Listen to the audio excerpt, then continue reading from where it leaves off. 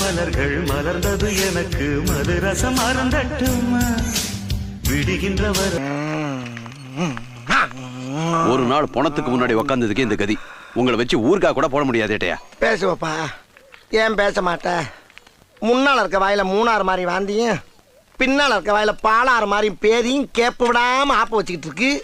உனக்கு எகத்தாளம் கேக்குதாக்கும்? அப்படி இல்ல ஏட்டையா, நமக்கு உடம்பு சரியில்லாம இருக்கும் போதுதான் ரொம்ப ஜாலியா இருக்கணும். அடிக்கடி ஜூஸ் ஹார்லிக்ஸ் குடிச்சிட்டே இருக்கணும். இவ்வளவு நேரம் நீ பேசுற பேச்சிலேயே இப்ப சொன்னதுதான் ரொம்ப ஆறுதலா இருக்கு.